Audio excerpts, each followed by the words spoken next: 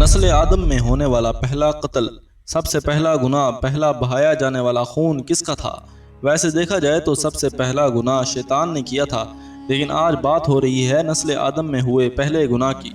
آپ دیکھ رہے ہیں اپنا چینل ایمان داستان، لیکن اس سے پہلے ایک شعر عرض کیا ہے، دل میں بسا کے خوشبوئے محمد کو تم درود پڑھ لینا، ساتھ ہی اپنے چینل کو بھی سبسکرائب کر لینا۔ ایک چھوٹا سا ٹیسٹ، دیکھتے ہیں آپ کو جواب آتا ہے یا نہیں۔ حضور پاک صلی اللہ علیہ وسلم کے والد کا نام کیا تھا؟ کمنٹ میں بتائیں۔ اپنی ٹرین کو آگے بڑھاتے ہیں جس کی کھڑکی سے آپ کو حیرت انگیز نظارے دیکھنے کو ملیں گے۔ جب حضرت آدم اور اماں حوا علیہ السلام کو شیطان نے بہکا دیا اور انہوں نے وہ پھل کھا لیا جس سے اللہ تعالیٰ نے منع فرمایا تھا، تو اللہ تعالیٰ نے حضرت آدم علیہ السلام اور اماں حوا علیہ السلام کو سزا کے طور پر زمین پر اتار دیا اور فرمایا کہ اس دنیا میں ایک مدت تک تمہارے لیے ٹھکانہ ہے۔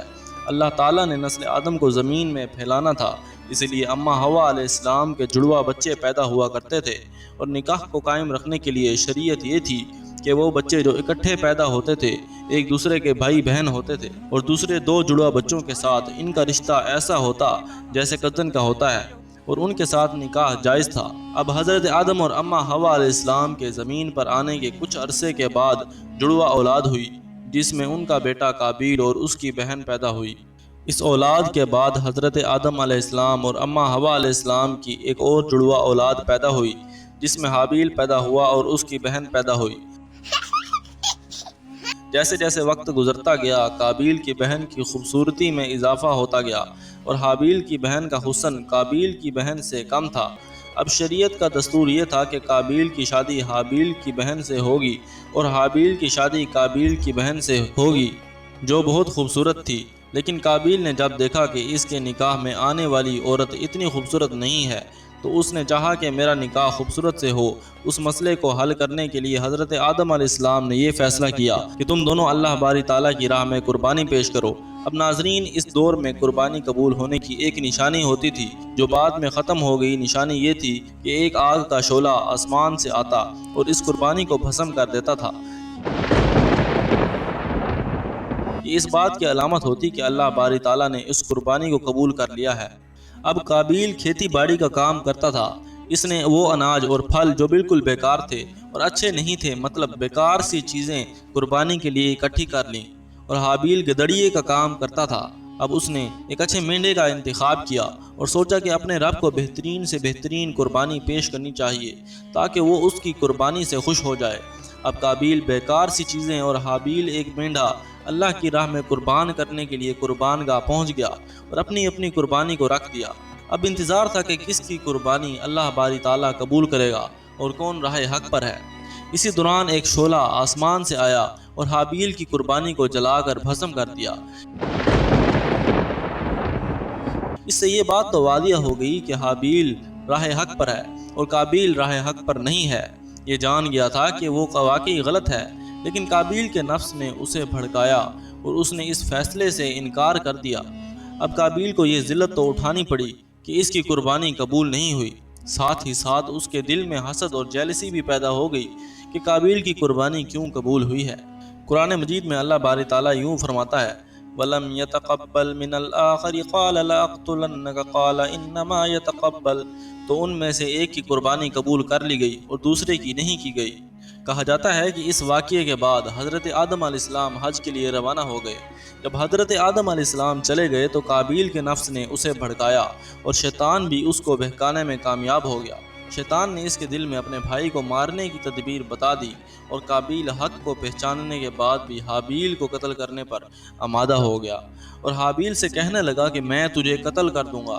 اس پر حابیل نے جو کہا قرآن کی زبانی سنیں، لَإِن بَسَطتَ إِلَيَّ يَدَكَ لِتَقْتُلَنِي مَا أَنَا بِبَاسِطٍ يَدِي إِلَيْكَ لِأَقْتُلَكَ، اگر آپ اپنا ہاتھ بڑھائیں گے مجھ پر، مجھے قتل کرنے کے لیے چلائیں گے، تب بھی میں اپنا ہاتھ نہیں چلاؤں گا، میں اپنا ہاتھ نہیں بڑھاؤں گا کہ آپ کو قتل کروں۔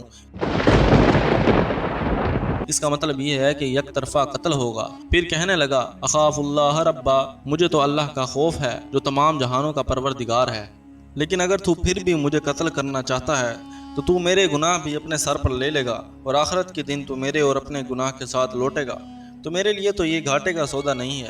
اب ایک دن قابیل نے پکا ارادہ کر لیا تھا کہ میں آج حابیل کو مار ڈالوں گا۔ اس نے ایک بڑا پتھر اٹھا لیا اور حابیل کے پاس چلا گیا۔ اچانک زور سے حابیل کے سر پر پتھر دے مارا۔ اس کی ضرب سے حابیل تڑپ تڑپ کر دم توڑ گیا۔ قابیل نے جب حابیل کی لاش کو زمین پر بنا حرکت کے پایا تو اپنے کیے پر ندامت ظاہر کی اور اس کی عقل زائل ہو گئی۔ اس کو سمجھ ہی نہیں آیا کہ آگے کیا کروں۔